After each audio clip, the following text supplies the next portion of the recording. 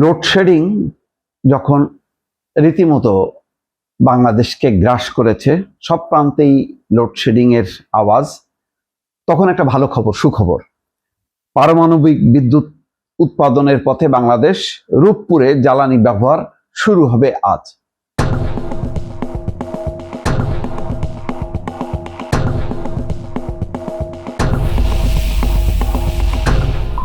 আজ শুরু হচ্ছে, আগস্টের মধ্যেই ধারণা করা হচ্ছে 300 মেগাওয়াট বিদ্যুৎ উৎপাদন হবে এবং এটি 1200 মেগাওয়াট, তার মানে 1200 মেগাওয়াটের বিদ্যুৎ।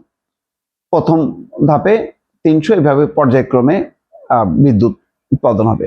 এটা রাশিয়ার প্রজেক্ট, রোসাটম কোম্পানি, তারা এটি তৈরি করছে। তো দুইটা জিনিস আমার কাছে খুব ইন্টারেস্টিং বিষয়। একটা হলো যে সংকট সাংঘাতিক রকম বাংলাদেশে, আদানির বিদ্যুতের চক্রের মধ্যে তো আমরা আছি। তার মধ্যে বড় পুকুরিয়া তাপবিদ্যুৎ কেন্দ্রের একটা ইউনিট অচল, সম্ভবত 2টি ইউনিটই মনে হয় অচল কারিগরি ত্রুটির কারণে। ঠিক সেই সময় এই সুখবরটা নিয়ে আশাবাদী হওয়া যায় যে সংকটটা দ্রুতই কেটে যাবে। একই সঙ্গে এই রূপপুর পারমাণবিক বিদ্যুৎ কেন্দ্র বহুলভাবে বিতর্কিত। শেখ হাসিনার আমলে যখন কি এটি তৈরি করা হয়, তখন এর প্রতি ধাপে ধাপে ছিল দুর্নীতির অভিযোগ।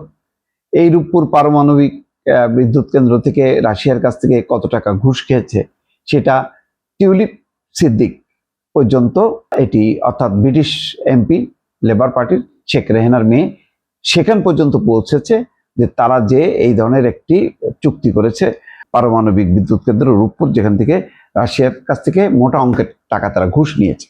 এত বিতর্কের পরও আজকে সরকার আনুষ্ঠানিকভাবে এটি যাত্রা শুরু করতে যাচ্ছে এবং সেখানে তারা উপস্থিত থাকবেন। যেমন আজকের এই কার্যক্রমে বিজ্ঞান প্রযুক্তি মন্ত্রী ফকির মাহবুব আনাম, প্রধানমন্ত্রী বিজ্ঞান প্রযুক্তি বিষয়ক উপদেষ্টা রেহান আসিফ আসাদ, তারপরে রুশ পরমাণু শক্তি কর্পোরেশনের মহাপরিচালক আলেক্সি লিখাচেভ, তারা যুক্ত থাকবেন এই অনুষ্ঠানে, ভার্চুয়ালি থাকবেন, কেউ সরাসরি যুক্ত থাকবেন।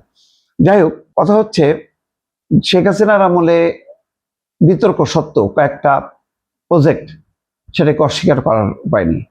তার মধ্যে ঢাকায় যে ফ্লাইওভারটা, চিন্তা করেন এই ফ্লাইওভারের কারণে কি পরিমাণ ভোগান্তি হাত থেকে মানুষ রক্ষা পাইছে। দ্রুত গতিতে মানুষ এখন আন্তর্জাতিক বিমানবন্দরে যেতে পারছে, সেখান থেকে আসতে পারছে। তারপরে মেট্রো রেল তো এখন আস্তে আস্তে এটা সম্প্রসারিত হবে, সেই ক্ষেত্রটা একটা প্রস্তুত হয়েছে। তারপরে পদ্মা সেতু এবং আরো অনেকগুলো মহাসড়ক, চট্টগ্রাম মানে যে সড়ক চওড়া করা হলো, 2 লেন করা হলো, সেই সমস্তগুলো সুবিধা কিন্তু এখন পাচ্ছে। কিন্তু দেখেন, দুর্ভাগ্য হলো শেখ হাসিনা, যার এত অবদান, যে আজকে প্রশংসিত হবার কথা, সে আজকে নিন্দিত হয়ে আজকে ভারতের নির্বাসিত জীবন যাপন করছে। কেন জানেন? আপনি গণতন্ত্রকে যদি হত্যা করেন আর যদি উন্নয়নের সাগরে আপনি ভাসায় দেন, লাভ নেই। এই জিনিসটা শেখ হাসিনা বুঝতে পারেনি, যার কারণে তার সময় দুর্নীতি হোক আর যাই হোক না কেন, এই যে অপরিহার্য কিছু প্রজেক্ট, সেই প্রজেক্টকে কিন্তু অস্বীকার করতে পারছে না এই সরকারও, বরং এটির ধারাবাহিকতা অব্যাহত রাখা হয়েছে। কিন্তু যার হাত দিয়ে এত কিছু, সে কিন্তু আজকে নাই। এটি হচ্ছে ভাগ্যের নির্মম পরিহাস, দর্শক।